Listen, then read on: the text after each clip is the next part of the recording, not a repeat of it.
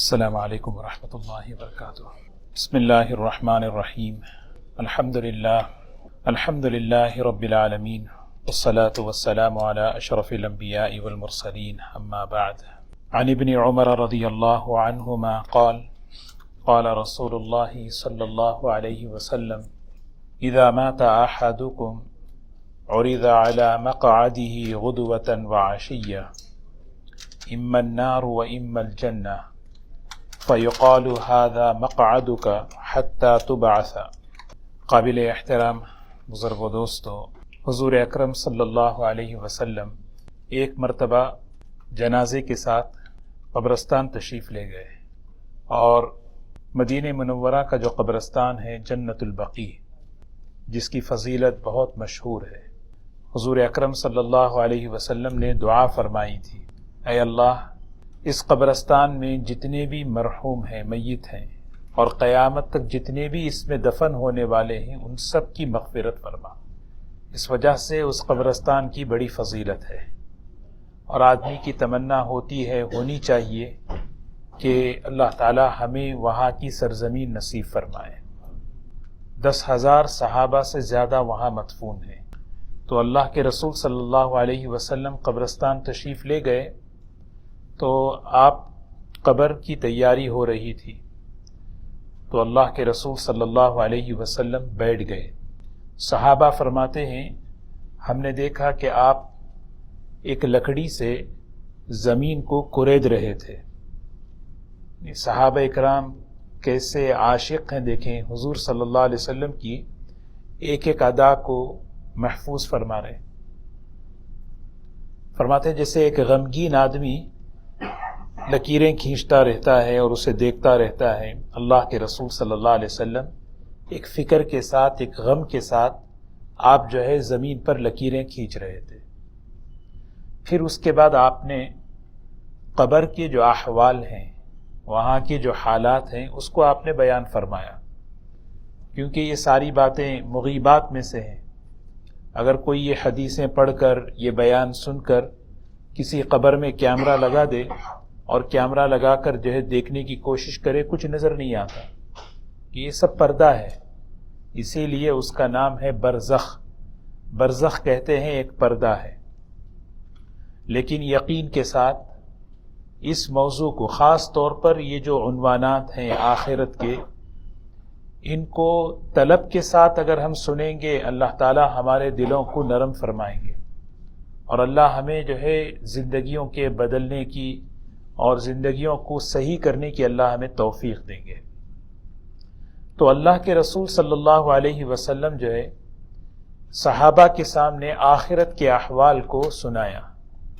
فرمایا اس موقع پر کہ جب کسی کا انتقال ہوتا ہے اور اسے قبر میں جب دفن کیا جاتا ہے، اور وہ میت اگر مسلمان ہے، ایمان والی ہے، تو اللہ تعالیٰ کی طرف سے اس وقت یہ انعامات ہوتے ہیں کہ دو فرشتے بہت ہی حسین اور جمیل خوبصورت شکل میں اللہ تعالیٰ کی طرف سے آتے ہیں، اور آ کر اس کے پاس جو ہے بیٹھتے ہیں اور سوال اور جواب کرتے ہیں۔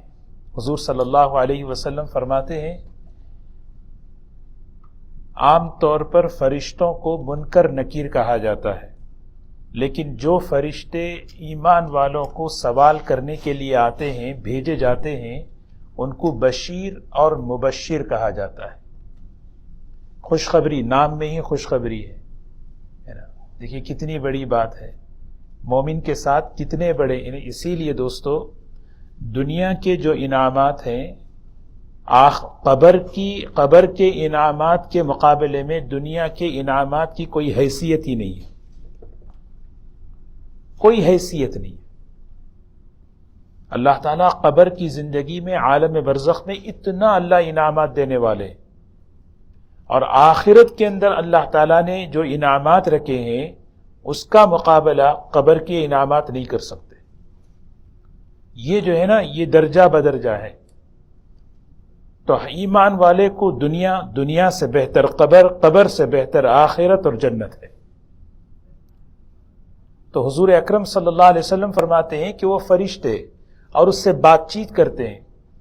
فرمایا ایک حدیث میں کہ حضرت عائشہ رضی اللہ تعالی عنہا سے کہ عائشہ جانتی ہو جب فرشتے ایمان والوں سے بات کرتے ہیں تو اتنی میٹھی آواز میں بات کرتے ہیں جیسے اگر کوئی سرما لگائے.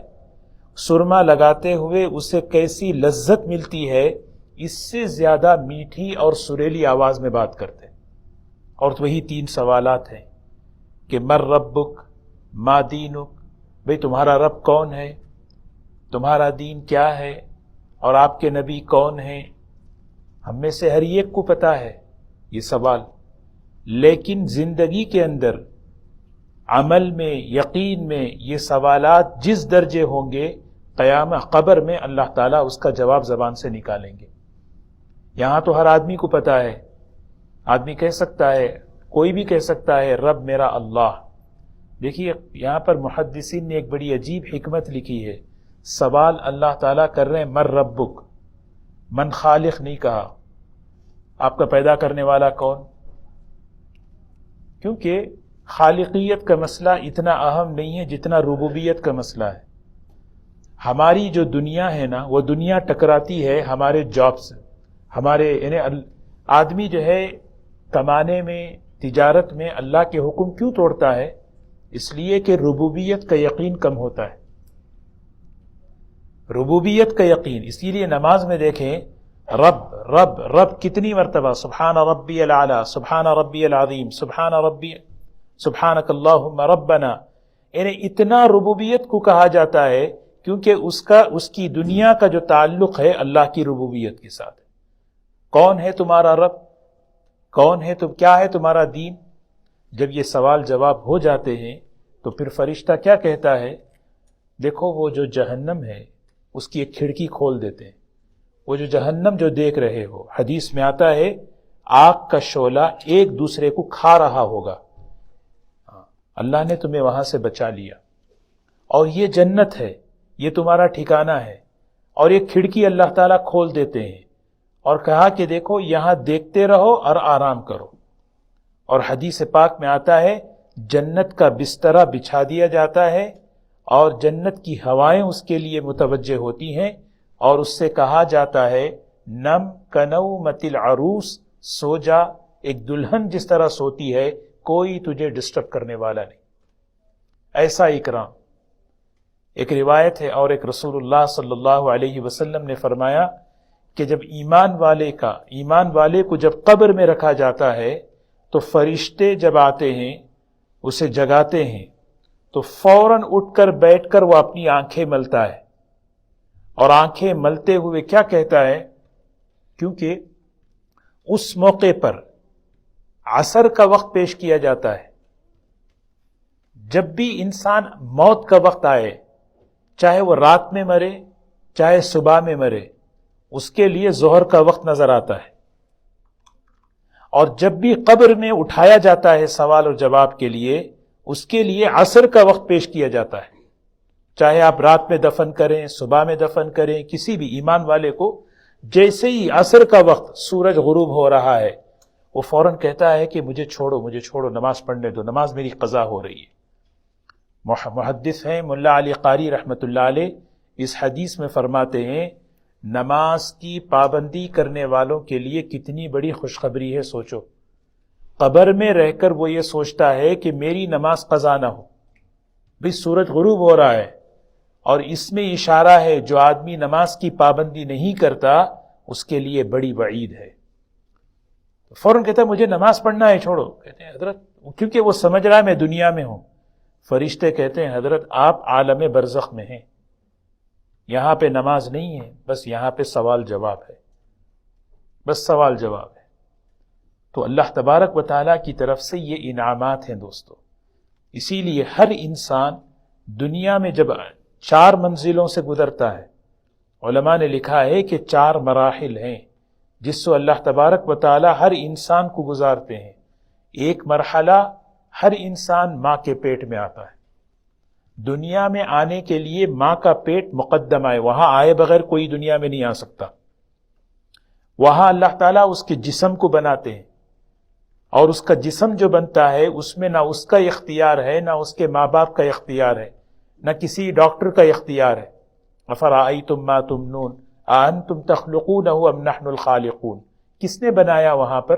اللہ نے بنایا. پھر دوسری منزل دنیا میں ہے. دنیا میں جب انسان آتا ہے اللہ تعالیٰ تھوڑا اختیار دیتے ہیں، تھوڑا سا امتحان کے لیے.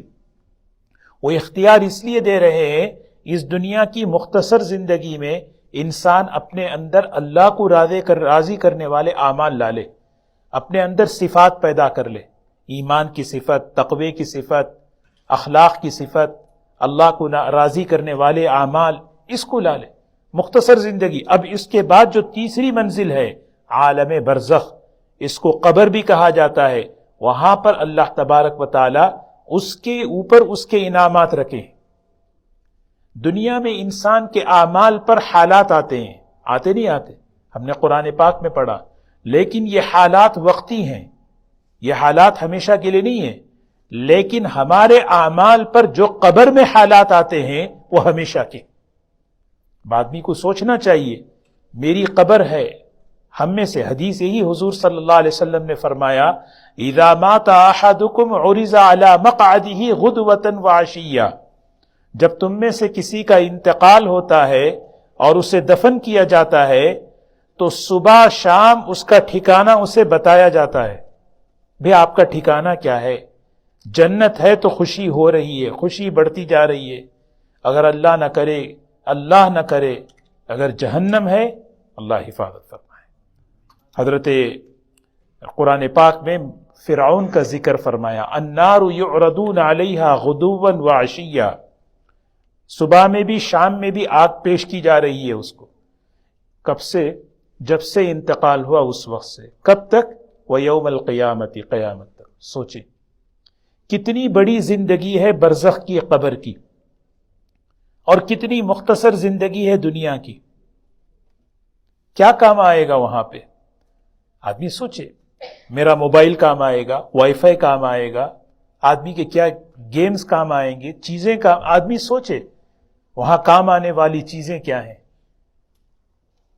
حدیث پاک میں آتا ہے رسول اللہ صلی اللہ علیہ وسلم نے فرمایا، تھوڑا سا ہٹ کر میں بتاؤں، اپنی قبر دیکھیے. جب بھی کوئی عمل بندہ کرتا ہے، کوئی بھی عمل، نماز، کوئی بھی عمل ہو، اللہ تعالیٰ 3 نور اللہ تعالیٰ عطا فرماتے ہیں. 3 نور. سب سے پہلا نور اس عمل پر اس کے دل میں اللہ ڈالتے ہیں، وہ ہدایت کا نور بڑھتا رہتا ہے. دوسرا نور ہے اس کے قبر میں اس عمل کا نور اللہ ظاہر کرتے ہیں. تیسرا نور ہے حشر کے میدان میں نورہم یسعی بین ایدیہم، وہ نور کی روشنی میں وہ چلے گا، کیونکہ حشر کا میدان اندھیرا ہے، وہاں اس کے اعمال کی روشنی میں وہ چلے گا. اسی لیے کوئی بھی عمل بندہ کرے، کتنے نور ہیں؟ 3 نور. ایک پہلے ہی سبحان اللہ بندہ کہتا ہے، فوراً اس کا نور اللہ دل میں ڈالتے ہیں، یہ ہدایت کا نور بڑھتا رہتا ہے. ایک نور اس کا جو ہے نا قبر میں ظاہر ہوگا. اسی لیے قبر کو اپنی روشن کرنا، اپنی منور کرنا.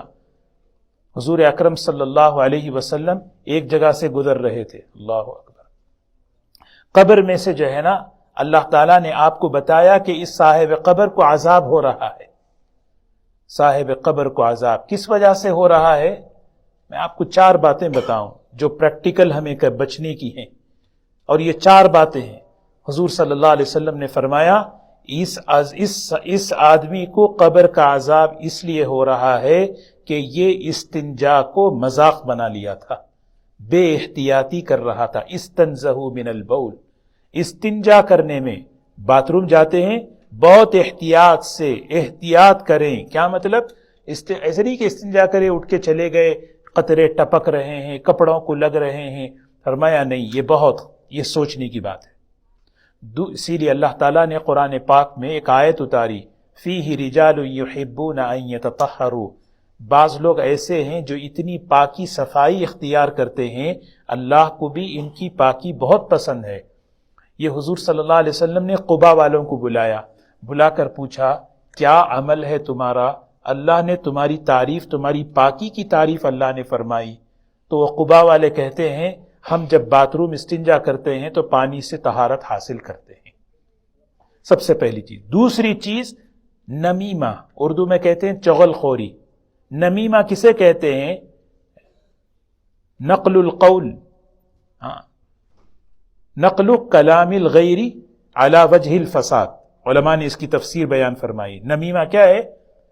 ان کی بات انہیں بتانا، ان کی بات انہیں بتانا، دونوں میں لڑانا، یہ ہے، اس کو کہتے ہیں چغل خوری۔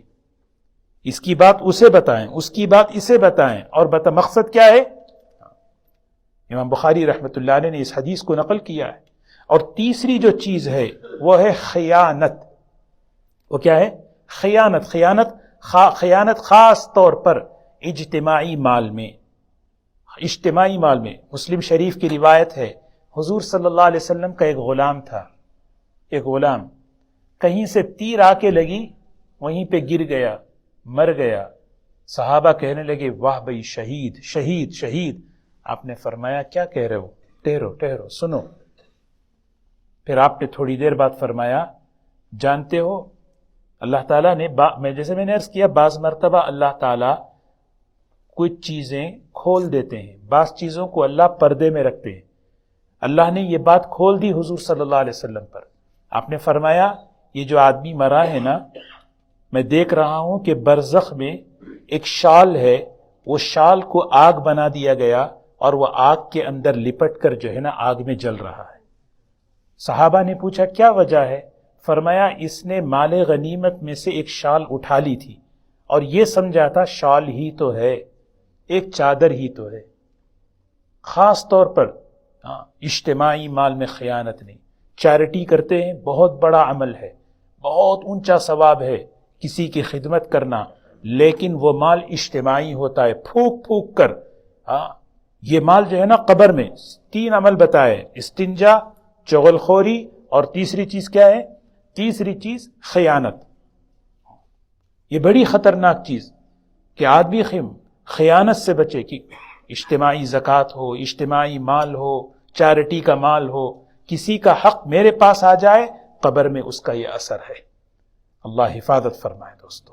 یہ 3 چیزیں ہو گئی، اور چوتھی چیز خاص طور پر جس سے بچنے کی ہے وہ ہے بدکاری ہے، برائی ہے، فحش چیزیں ہیں۔ یہ فحش چیزیں شہوت میں آگ ہے۔ امام غزالی رحمۃ اللہ علیہ فرماتے ہیں کوئی آدمی قبر میں آگ، وہاں آگ نہیں ہوتی، اصل میں آگ یہاں سے لے جاتا ہے، شہوت میں آگ ہے۔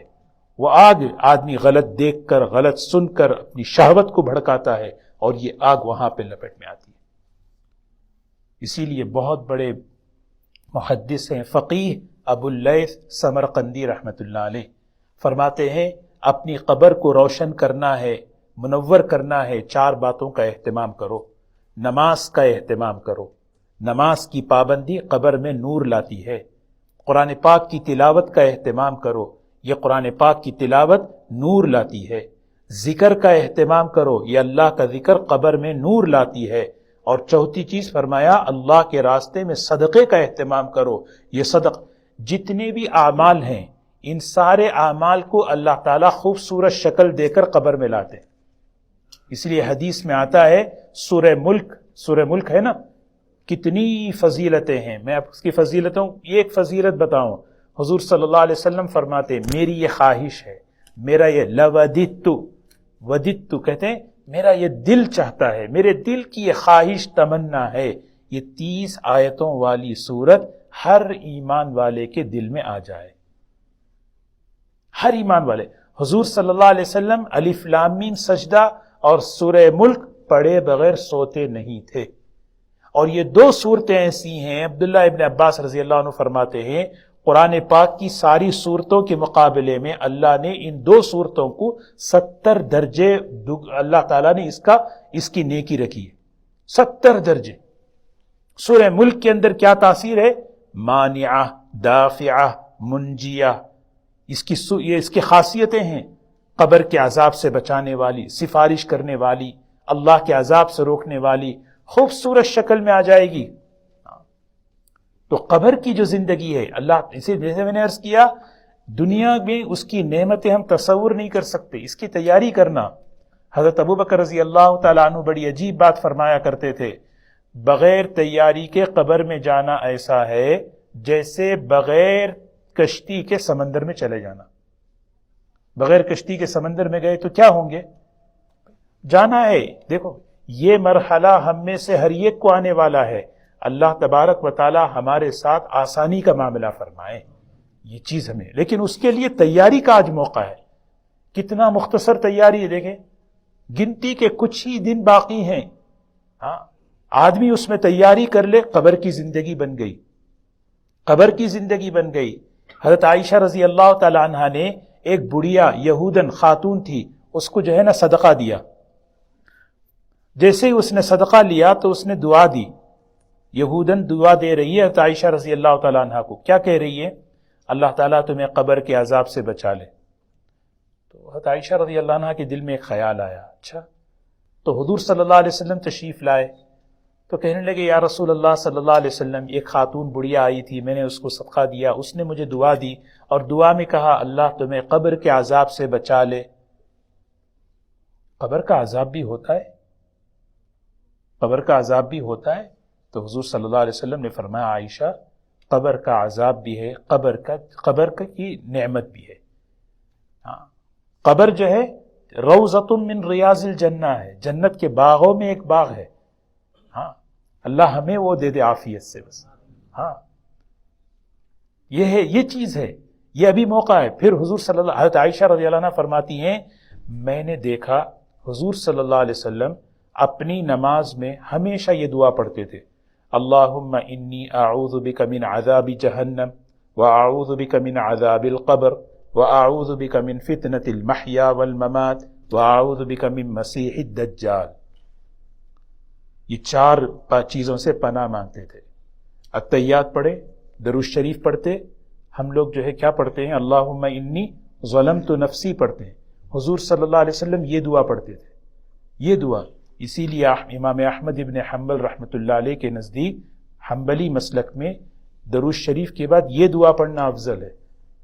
حنبلی لوگ یہی دعا پڑھتے ہیں، اور ہم نفل نمازوں میں اللہم انی ظلمت بھی پڑھیں، یہ بھی یاد کر لیں. کتنی بہتر ہے اللہ جہنم کے عذاب سے. حضرت عائشہ رضی اللہ عنہا فرماتی میں کئی مرتبہ کئی دن تک سنتی رہی آپ یہی دعا پڑھ رہے، اے اللہ جہنم کے عذاب سے بچا لے، اے اللہ قبر کے عذاب سے بچا لے، اے اللہ زندگی اور موت کے فتنے سے بچا لے، اے اللہ دجال کے فتنے سے بچا لے. دجال کا فتنہ، اب سوچیں گے دجال تو آیا نہیں، لیکن اس کا جو سسٹم تیار ہو رہا ہے اس سسٹم کا پارٹ بننے سے اللہ ہماری حفاظت فرما لے. ہاں یہ اصل چیز ہے کہ ہماری نسلیں کہیں اس سسٹم کا پارٹ نہ بنے. دجالیت ہے، دجالیت پھیل رہی ہے، دجالیت چل رہی ہے. ہاں تو بندہ جو ہے نا اللہ سے مانگے اے اللہ ہماری حفاظت فرما. تو اسی لیے حضور صلی اللہ علیہ وسلم فرماتے ہیں جب بھی کسی مسلمان کا انتقال ہوتا ہے تو اس کے لیے کیا انعامات ہیں؟ اس کے لیے فرشتے حسین و جمیل شکل بات چیت کے اندر، اور ان فرشتوں کا نام بھی بشیر و مبشر. سبحان اللہ ہے نا. اور کیسے، تمہارا رب کون ہے، تمہارا دین کیا ہے. قرآن پاک کی ایک آیت ہے یثبت اللہ الذین آمنوا بالقول الثابت، اللہ تعالیٰ ایمان والوں کو قول ثابت پر ثابت قدم رکھتا ہے. امام بخاری رحمۃ اللہ علیہ اس کی تفسیر میں خود کتاب التفسیر میں لکھتے ہیں حضور صلی اللہ علیہ وسلم نے فرمایا جب میت کو قبر میں دفنایا جاتا ہے ایمان والے کو سوالات کے جوابات میں اللہ ثابت قدم رکھتے ہیں. دیکھو اللہ ثابت قدم، بولو رب اللہ ہے، بولو میرا دین اسلام ہے، بولو میرے نبی حضور صلی اللہ علیہ وسلم ہے. اب پھر اس کے بعد مولانا عمر صاحب رحمۃ اللہ علیہ پالن پوری رحمۃ اللہ علیہ بڑا عجیب شعر پڑھتے تھے، یاد آ گیا میں عرض کروں. جاگنا ہے جاگ لے افلاک کے سائے تلے، حشر تک سوتا رہے گا خاک کے سائے تلے. حشر تک سوتا رہے گا خاک کے سائے تلے. فرماتے تھے دیکھو کام کرنے کی جگہ دنیا ہے، آرام کی جگہ قبر ہے، اور مزے کی جگہ انعام کی جگہ جنت ہے. جنت میں نیند نہیں ہے. انشاءاللہ جنت کی جب بات آئے گی میں عرض کروں گا جنت میں نیند نہیں ہے. سونا کہاں ہے؟ سونا قبر میں ہے. مطلب یہاں نہیں کہ یہاں سونا ہی چھوڑ دیں، ایسا نہیں ہے، لیکن جو ہے یہاں اصل مقصد ہے. آج امام صاحب نے جو ہے وتر کی پہلی رکعت میں جو سورہ پڑھا الہاکم التکاثر حتی زرتم المقابر. اللہ کسے کہتے ہیں؟ اللہ کہتے ہیں مقصد سے غفلت میں مقصد سے آدمی غافل ہو گیا. میرا مقصد تھا کیا؟ قبر بنانا، قبر کے حالات کو بنانا، موت کے وقت کے حالات کو بنانا، لیکن اس دنیا نے مجھے الہا غافل کر دیا، مجھے اس میں نہیں آنا ہے، مجھے اس میں نہیں آنا ہے۔ اللہ تبارک و تعالی ہم سب کی حفاظت فرمائے۔ تو حضور صلی اللہ علیہ وسلم فرماتے ہیں صبح شام اس کو جو ہے ٹھکانہ دکھاتے ہیں، یا تو جہنم یا تو جنت۔ فَيُقَالُ هَذَا مَقْعَدُ، اسے کہا جاتا ہے یہ آپ کا ٹھکانہ ہے، یہ آپ کا ٹھکانہ ہے، حَتَّى تُبْعَثَ، یہاں تک کہ حشر کا میدان قائم نہ ہو، اس وقت تک۔ سوچیں کسی ایمان والے کو اگر جنت روزانہ بتائی جا رہی ہو، کتنی خوشی اس کو ہوگی۔ اللہ تبارک و تعالی ہم سب کو ہماری قبر کی زندگی کو جنت کا باغ بنا دے۔ اللہ تعالیٰ قبر کے، جہنم کے فتنے سے اللہ تعالیٰ ہم سب کی حفاظت فرمائے، اور جو اسباب ہیں عذاب قبر کے، اللہ ان سب سے ہماری حفاظت فرمائے۔ اللہ تعالیٰ ہمارے بڑوں کی جو ایمان کے ساتھ دنیا سے رخصت ہو چکے ہیں، ان سب کی قبروں کو نور سے منور فرمائے۔ سبحان اللہ بحمدہ، سبحانک اللہم بحمدک، نشہد ان لا الہ الا انت، نستغفرک ونتوب الیک۔ سبحان ربک رب العزة عما یصفون، وسلام علی المرسلین، الحمد للہ۔